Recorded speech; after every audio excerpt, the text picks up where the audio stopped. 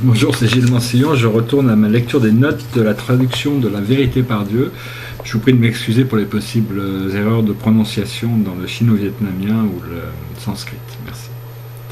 Note 29. L'avidité, la colère et la stupidité.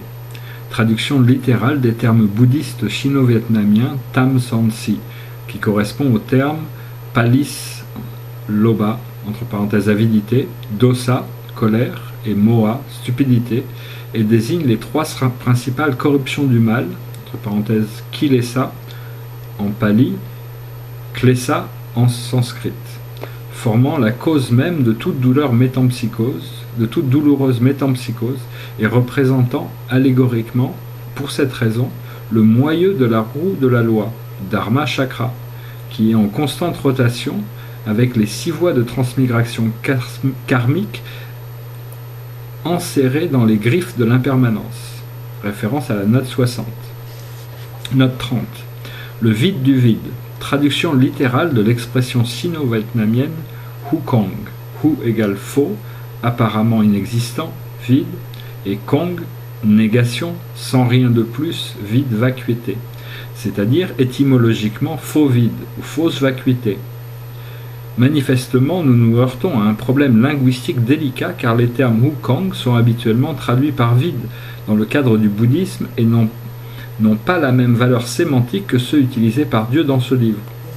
Les 18 modes de vide énumérés dans la philosophie bouddhiste sont 1. Le vide interne, 2. Le vide externe, 3. Le vide interne et externe, 4. Le vide de vide, 5. Le grand vide, 6. Le vide réel, 7. Le vide composé, 8. Le vide non composé, 9. Le vide sans commencement, 10. Le vide sans commencement ni fin, 11. Le vide qui ne rejette rien, 12. Le vide intrinsèque, 13. Le vide de tous les éléments, 14. Le vide de caractère propre, 15. Le vide de représentation, 16. Le vide d'existence, 17.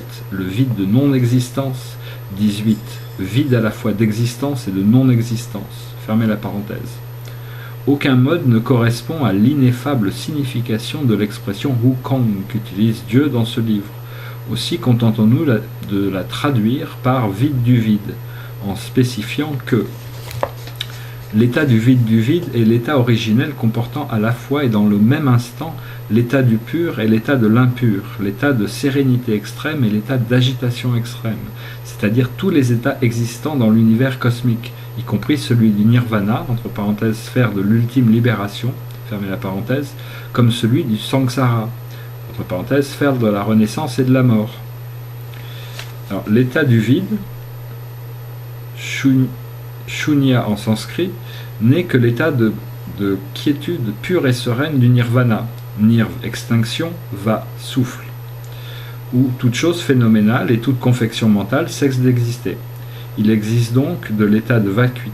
Il s'agit donc de l'état de vacuité que les philosophies bouddhistes expriment par le terme Shunyata en sanskrit, qui correspond à l'expression chino-vietnamienne Chong Kong, Chong vrai, Kong vide, vacuité, c'est-à-dire étymologiquement vrai vide ou vraie vacuité. Note numéro 31. La forme est donc le vide est donc la forme. Il s'agit du passage célèbre du Bhagavad Gita, Prajna Paramita, Idriya Sutra, Idridaya Sutra, dans lequel le Bouddha Shakyamuni enseigne à son éminent disciple Shariputra, entre parenthèses dit encore Subhuti, égale chef possédant un bien excellent, fermez la parenthèse, la quintessence de la prana paramita, entre parenthèses, la connaissance transcendante, ou la sagesse suprême, fermez la parenthèse, et l'identité de tous les êtres et de toutes les choses qui procèdent invariablement du vide. 32. L'empereur de Jade est au 2e rang. Il est à remarquer ici que la personne qui a posé cette question, numéro 20, faisait sans doute la confusion entre le nom divin empereur de Jade, Hong Hong Thuong Di, qui est le nom révélé et vénéré de Dieu manifesté de la sphère des immortels, et le nom divin empereur de Jade sans limite, Dieu tout-puissant, Hong Hong Thuong De Vok Kuk Dai Tien Dong, qui est le nom révélé et vénéré de Dieu non manifesté, origine de tous les êtres et toutes les choses, encore appelé grande sphère de lumière sacrée. Dai Quang Ling Qiang. Quang. Question note 33. Le chaodéisme. Chaodai Jiao, entre parenthèses. Le chaodéisme est une religion syncrétique de révélation divine fondée en 1924 par maître Pham Quang Tac au Sud-Vietnam. Il comporte 2 sections, une section exotérique qui se préoccupe des rites culturels religieux concernant l'autel des oracles, appelée section de l'être, et une section ésotérique qui se préoccupe des exercices spirituels pragmatiques, appelée la section du non-être, ou encore école du Cao Dai de l'illumination. Il est à noter aussi que le terme Cao Dai est le nom révélé et vénéré du Très-Haut. Note 34. 6 chakras. Le terme sanskrit chakra, Luang Xa en chino-vietnamien, désigne les centres psychiques du corps humain qui sont au nombre de 7 selon les écoles de yoga. Hatha Yoga, Kundalini Yoga, Raja Yoga, etc. Et 6 selon les écoles bouddhistes, tantristes, entre parenthèses, tantrisme au Tibet, école spirituelle au non-être au Vietnam, etc. Les 6 centres psychiques, d'après l'enseignement spirituel du non-être, sont en corrélation avec les 6 phénomènes vibratoires Namo, Adi, Da, Fat, formant le nom mantrique du Bouddha Amitabha, entre parenthèses, les 6 mots sacrés d'Amitabha. Alors 1. Le centre psychique frontal, phénomène vibratoire Nam. 2. Centre psychique crânien, phénomène vibratoire Mo. 3. Centre psychique rénal, phénomène vibratoire A. 4. Centre psychique cardiaque, phénomène vibratoire Di ou Yi. 5. Centre psychique épidermique, au pluriel, d'émanation de l'aura, phénomène vibratoire Da. 6. Centre psychique ombilical, phénomène vibratoire Fat. Il est à noter ici que l'invocation mentale des 6 mots sacrés d'Amitabha dans l'école spirituelle du non-être repose sur toute une assise spirituelle dont les exercices sont en résonance avec les 6 chakras correspondant à ces 6 mots sacrés. 35. L'invocation des 6 mots sacrés Namo Amita Fat. Ces 6 mots sacrés, Namo Amita Fat, signifient littéralement salutation révérencieuse à, entre parenthèses Namo, Amitabha, Aida, Bouddha, Fat, ce qui donne la formulation du nom mantrique d'Amitabha Bouddha. D'après l'école spirituelle du non-être, ces 6 mots sacrés, Namo Amita Fat, revêtent une triple signification. Ces 6 mots sacrés sont 6 phénomènes mantriques dont la vibration spirituelle, en résonance avec celle des 6 chakras, entre parenthèses note 34, permet d'ouvrir ceux-ci respectivement dans l'ordre du mantra Namo Aida Fat. Référence note 36-40. Numéro 2. Ces 6 mots sacrés procèdent de tout un système pragmatique d'assise spirituelle. A. Namo procède d'exercice de la concentration de l'énergie spirituelle. B. Adi procède de l'exercice de la respiration cyclique sans rétention de souffle. Et C. Dafat procède de l'exercice de contemplation méditative. Et 3. Ces 6 mots sacrés procèdent du sextuple principe d'existence de tous les êtres et de toutes les choses. Nam procède de l'énergie de l'élément feu, entre parenthèses thermicité, combustion, germination. Mo procède de l'énergie de l'élément air, entre parenthèses oxydoréduction, respiration. A procède de l'énergie de l'élément eau, entre parenthèses nutrition, élaboration, sécrétion. Di procède de la matérialisation expansive de l'univers, entre parenthèses combination, reproduction. Da procède de la lumière et des couleurs, entre parenthèses assimilation, vision, civilisation. Et Fat procède de l'intuition, entre parenthèses tropisme chez les végétaux, instinct chez les êtres vivants, intuition cognitive chez l'homme et supraconscience d'illumination chez le Bouddha. Note 36. La phonétique de ces 6 mots sacrés en vietnamien. Il est important de prendre connaissance de cette notion fondamentale et universelle. L'intonation d'un mantra, référence à la note 39, composé d'un ou plusieurs phénomènes vibratoires, n'obéit pas aux règles de vocalisation mais à la loi des sons spirituels. Autrement dit, l'intonation d'un mantra se fait exclusivement par la langue dans laquelle le mantra est rendu dynamique et efficient dans un domaine bien défini à travers de hautes réalisations spirituelles. Par ailleurs, le bouddhisme tantrique tibétain nous a donné un exemple typique. Le mantra Om Mani Padme Hum en sanskrit n'est rendu dynamique et efficient que grâce à l'intonation de la langue tibétaine, c'est-à-dire Om Mani Padme Hum. Ainsi, l'invocation des 6 mots sacrés, Namo Aida Phat, qui constitue ce qu'on appelle l'invocation du nom mantrique du Bouddha d'Amitabha, se fait nécessairement d'après la phonétique vietnamienne car elle répond non pas aux règles de vocalisation mais à la loi de son spirituel, d'autant plus qu'elle est exclusivement mentale et qu'elle entre en résonance avec les vibrations des 6 chakras, entre parenthèses centre psychique, référence note 34-35. Note 37, le Bouddha de la lumière infinie, sens littéral du nom sanskrit Bouddha Amitabha. Amita, infini, Abha, lumière. Note 38. Caractère essentiel. Traduction d'après la valeur sémantique des termes sino-vietnamiens Te Tin. Te de Techa égale essence. Tin égale de Tincha égale caractère, qui signifie littéralement caractère de l'essence.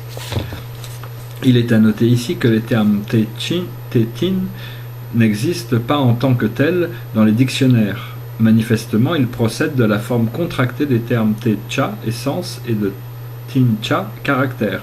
Et Dieu manifesté les a mis en œuvre in situ pour les besoins de la rhétorique dans l'argumentation. Référence question-réponse 22 et note 52. Note 39. Nom mantrique. Le nom mantrique est emprunté au terme sanskrit mantra, dont la racine man signifie penser, et qui désigne une formule sacrée se composant d'un ou plusieurs phénomènes vibratoires rendus dynamiques et efficients par la pensée. Il est à noter que d'après l'école spirituelle du non-être, les noms mantriques se prononcent toujours mentalement au sommet de la tête, entre parenthèses centre psychique crânien, en gardant la bouche close, les incisives contre les incisives, le bout de la langue incurvé contre la gencive interne de la mâchoire supérieure.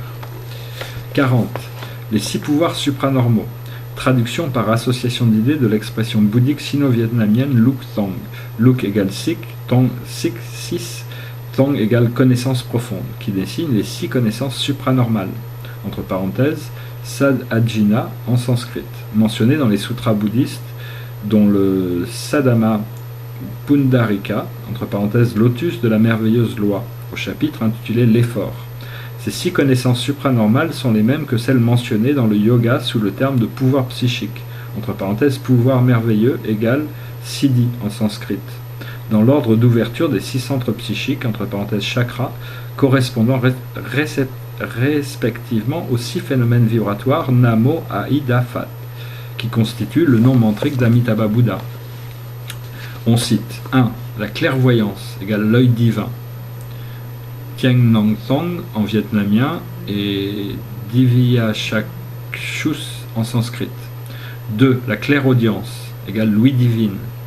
Tien Ni Thong en vietnamien et Divya Krota en sanskrit. 3. La connaissance des existences antérieures. Tuk Mang Thong en vietnamien et Purvani Vasa Mursrimiti Jana en sanskrit. 4. La connaissance de la pensée d'autrui. Ta Tam Thong en vietnamien et Paratchitajnana en sanskrit. 5. Le pouvoir de se manifester en différents endroits dans différentes sphères en même temps, égale le pouvoir manifestation du pouvoir magique par le corps à volonté. Tong Tsuk Tsong. Ou Nui Thong égale Riji Krishya en sanskrit, a priori développer l'aura autour du corps. 6. La destruction de toute faute, entre parenthèses Lao Tam Tong égale Ashravashaya en sanskrit, a priori accéder à la sérénité et à la lucidité en toutes circonstances. Note 41. D'après Maître Tam, Luang Sihang, de l'école spirituelle du non-être, le mantra Namo Amitabha est réservé aux personnes ayant un niveau spirituel très élevé car il a pour effet d'augmenter la clarté de l'aura autour de la tête du pratiquant. Par contre, les 6 phénomènes vibratoires du mantra Namo Amitabha ont pour effet de développer les 6 centres psychiques, chakras, du corps humain et conduire les pratiquants à la lucidité et à la sérénité, qui sont les 2 conditions sine qua non pour prendre pour apprendre à connaître l'origine divine. Note 42. Sonorité pranique. Traduction par analogie de l'expression ésotérique sino-vietnamienne Ham-Tan Dien, entre parenthèses Ham-Tan égale sonorité, Dien égale prana en sanskrit, dont les termes Dien en tant que tel, c'est-à-dire sémantiquement parlant, n'a pas d'équivalent dans la langue occidentale. D'après l'Inde antique, l'univers cosmique se manifeste par deux principes fondamentaux et complémentaires. Le prana, entre parenthèses Dien, qui est l'énergie vitale cosmique, l'origine du dynamisme de tout le cosmos, le principe énergétique oscillant entre les deux pôles yin négatif et yang positif, pur et impur. Et l'akasha, entre parenthèses qui est l'éther spatio-temporel, origine dimensionnelle de tous les êtres et toutes les choses, le principe constitutif de l'univers oscillant entre deux pôles, matérialité et immatérialité. Note 43. Le vaisseau conception et le vaisseau gouverneur. Il s'agit des deux plus importants méridiens des 18 méridiens supranormaux, entre parenthèses, Ki-Kin en chino-vietnamien. Le vaisseau conception, Nam Mach en chino-vietnamien, est le méridien supranormal qui suit la ligne médiane antérieure de l'abdomen, de la poitrine, de la gorge, du cou, du menton. Il comporte 24 points d'acupuncture et exerce une fonction sur tous les méridiens yin. On l'appelle encore la mère des méridiens yin. Le vaisseau gouverneur, Duoc Ton, en chino-vietnamien, est le méridien supranormal qui suit la ligne médiane postérieure du dos, de la nuque, de la tête, de la face. Il comporte 29 points d'acupuncture et gouverne tous les méridiens yang. On l'appelle encore la mère des méridiens yang. Note numéro 44. À cet endroit, le vaisseau conception, appelé encore mère des méridiens yin, se termine au niveau de la gencive de la mâchoire inférieure, et le vaisseau gouverneur, appelé encore mère des méridiens yang, se termine au niveau de la gencive de la mâchoire supérieure. Leur jonction se fait par la bouche, que l'on appelle, dans la science ésotérique du non-être, la sphère de l'embouchure, entre parenthèses, Jiangko Jioi. Note 45. La jonction de ces deux méridiens. Il est à noter ici que le vaisseau conception est le méridien supranormal de polarité yin, entre parenthèses négatif, et le vaisseau gouverneur du méridien supranormal de polarité yang, entre parenthèses positive. La jonction de ces méridiens met en circuit les énergies yin et yang du corps. Et note 46, gardez les trois joyaux, l'énergie de l'essence séminale, l'énergie du souffle vital et l'énergie spirituelle. Cette recommandation de Dieu nous fait penser à cette comparaison de Maître Luang Xihang de l'école spirituelle du non-être. Tout comme l'univers qui possède les trois joyaux, l'eau, le vent et le feu, et la voûte céleste qui possède les trois joyaux, le soleil, la lune et les étoiles, le corps humain possède aussi les trois joyaux, l'énergie de l'essence séminale, l'énergie du souffle vital et l'énergie spirituelle. L'expression trois joyaux est la traduction littérale de l'expression bouddhiste sino-vietnamienne Tam Bao. Tam 3, Bao, joyau, qui correspond au terme sanskrit Triratna. Mais il s'agit ici de notions qui révèlent de la science ésotérique du non-être et du taoïsme, ce qui diffère totalement des notions relevant du bouddhisme himalayaniste et mahayaniste, d'après lesquels les trois joyaux, Triratna, sont le Bouddha, le parfait illuminé, le Dharma, la loi universelle, et le Shanga, la communauté religieuse. Voilà, je vais faire une pause, merci.